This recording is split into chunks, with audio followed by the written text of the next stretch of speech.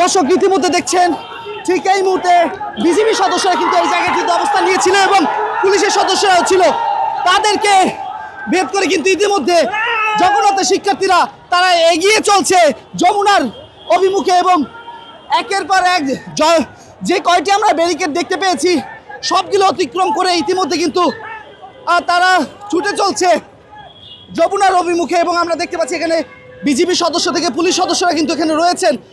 তাদের যে এখানে মানব দেয়াল তৈরি করেছিল পুলিশের ব্যারিকেড সেটি অতিক্রম করে এভাবেই কিন্তু শিক্ষার্থীরা যারা রয়েছেন তারা ছুটে চলছে যমুনার অভিমুখে। এবং আমরা দেখতে পেয়েছি সেই সকাল 11টায় কিন্তু তারা জগন্নাথ বিশ্ববিদ্যালয় থেকে তাদের এই লং মার্চ কর্মসূচি সেটি কিন্তু শুরু হয়েছে এবং সেই লং মার্চ কর্মসূচি ইতিমধ্যে কয়েকটি পুলিশের ব্যারিকেড অতিক্রম করে তারা ইতিমধ্যে প্রেস ক্লাবের সন্নিকটে যে রাস্তাটি রয়েছে সেখানে কিন্তু তারা চলে এসেছে। মধ্যপথে আমরা যেমনটা দেখেছি সেই জায়গাগুলোতে পুলিশ কিন্তু ছোট ছোট ব্যারিকেড দিয়েছিল, সেগুলো ভেদ করে কিন্তু তারা যমুনার অভিমুখে ইতিমধ্যে চলে এসেছে। আর কিছুক্ষণের মধ্যেই কিন্তু যমুনার কাছে পৌঁছে যাচ্ছে।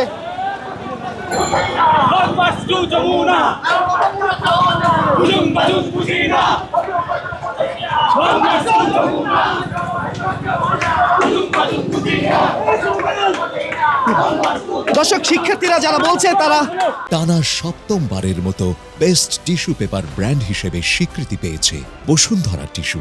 আমাদেরকে যেমনটা জানিয়েছে যে তারা 3টি দাবিতে কিন্তু তারা আজকের এই লং মার্চ কর্মসূচি ঘোষণা করেছে এবং যমুনার অভিমুখে তারা ছুটে চলছে। এবং সেই সাথে আমরা যেমনটা তাদের কাছ থেকে জানতে পেরেছি তারা বলছে যতক্ষণ পর্যন্ত তাদের এই যে দাবিগুলো মানা না হবে তাদের যে এই কর্মসূচি সেটি কিন্তু চলমান থাকবে। দর্শক আপনারা দেখছেন কালের কণ্ঠ, সঙ্গে রয়েছে আমি মোহাম্মদ রাইয়ান হোসেন এবং ইতিমধ্যে কিন্তু কদমতলা যেটি প্রেস ক্লাবের সন্নিকটে রয়েছে সেই পর্যন্ত কিন্তু চলে এসেছে। আমরা একটু কথা বলতে চাই।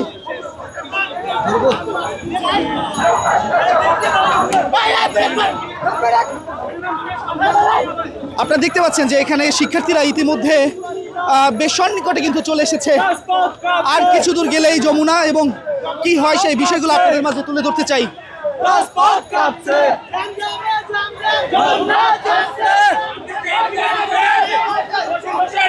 আপনাদের দাবি কি কি?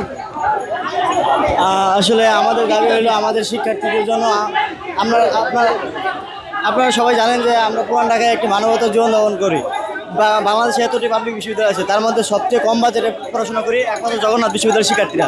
এখন আমরা শিক্ষার্থীরা দাবি করছি যে আমাদের 100% শিক্ষার্থীর মধ্যে 70% শিক্ষার্থীদের জন্য আবাসিক ভাতা যেন দেওয়া হয়, যেহেতু এই মুহূর্তে হল করা এখন এই মুহূর্তে দেওয়া সম্ভব হচ্ছে না। সুতরাং আমরা চাই যেন আমাদের 70% শিক্ষার্থীদেরকে আবাসন বৃত্তি দেওয়া হয়, এটা আমাদের দাবি।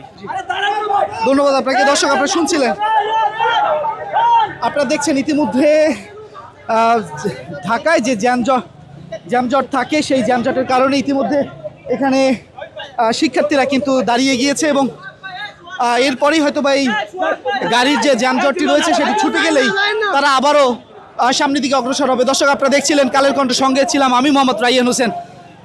সঙ্গে থাকুন, পরবর্তীতে কি হয় সেই তথ্য পেতে অবশ্যই আমাদের কালের কণ্ঠের সঙ্গে থাকুন।